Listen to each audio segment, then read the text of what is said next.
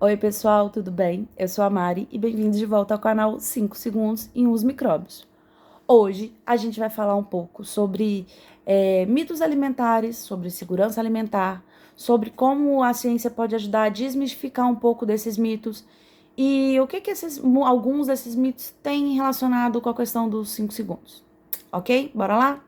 Bom, para começar, vamos falar do maior mito alimentar de todos, que a gente sempre escutou, além dos 5 segundos, é claro. Mas quem nunca ouviu uma avó, uma tia, a mãe falando: menino, não pode misturar leite com manga? Quem nunca ouviu, não é? É um dos mitos mais conhecidos e a gente já sabe que não faz mal nenhum. Muito pelo contrário, é extremamente nutritivo. Mas falando um pouco mais sobre os micro-organismos em si, a nossa relação ali com a regra dos 5 segundos, da contaminação por bactérias, vamos falar um pouco sobre especiarias. Vocês sabem o que é especiarias?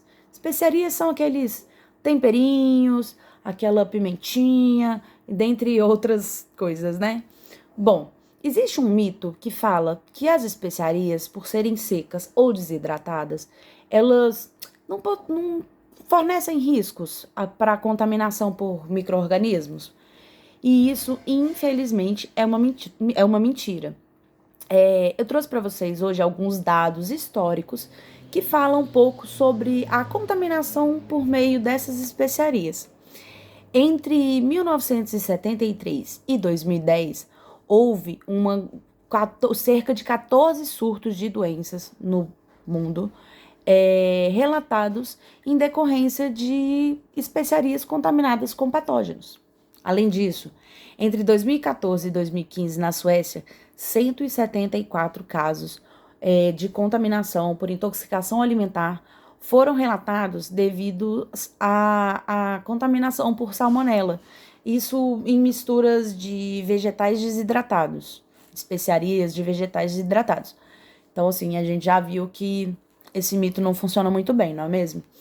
Além disso, aqui no Brasil, a pimenta branca e a pimenta preta, ela foi colocada ali numa detenção automática pela CDC, que é o Centro de Controle de Doenças. E uma revisão feita em 2020 dessas pimentas daqui do Brasil constatou que a contaminação da pimenta por salmonela ainda é algo preocupante. Então, assim, a gente acaba vendo que essa questão de ser desidratado, de ser seco, não é um eliminante, vamos pôr assim. Ela não elimina a possibilidade de que esses alimentos estejam contaminados. Além disso, existe aquela frase que todo mundo fala do mas vai cozinhar, tá tudo bem, vai assar, vai matar tudo. E não é bem por aí que as coisas funcionam. Infelizmente, existem alguns micro-organismos que são extremamente resistentes, alguns patógenos que podem nos fazer mal, que são extremamente resistentes a altas ou a baixíssimas temperaturas. Um caso disso, por exemplo, é que em produtos de panificação, por exemplo, quando você vai fazer ali o seu pãozinho, os esporos do Bacillus cereus, ele pode sobreviver à etapa de forneamento, por exemplo. Porque apesar do forno estar a 200 graus ali na parte externa ali do pão, internamente ali no meiozinho do pão, ele não passa muito de 70 graus. Então isso pode auxiliar na sobrevivência desse micro-organismo. Além disso, também temos alguns fungos que sobrevivem a altas temperaturas, como, por exemplo, o Aspergillium e o Penicillium, que além de ser um deteriorante de produto, eles já foram encontrados em nuggets congelados a menos 5 graus Celsius. E esses nuggets, eles passam por um processo de fritura e de cozimento industrial. Então, assim, a gente tem dois fungos que conseguiram sobreviver à fritura, ao congelamento, ao cozimento industrial e ainda assim eles estavam ali presentes nessa farinha ali do nugget, onde é empanado o nugget. E além disso, alguns micro-organismos eles podem se multiplicar também durante a etapa de fermentação, por exemplo, de torração, da alcalinização do cacau, como é o exemplo de um micro-organismo chamado Geobacillus Stearotermófilos, o termo ali já vem com uma questão de temperatura, né?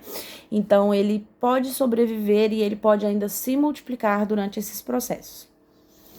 Além disso, um mito que é extremamente popular e que todo mundo tem que ter ciência, que é a gente observar o alimento e o alimento parecer estar bom, significa que ele está bom para comer. Isso não é uma verdade.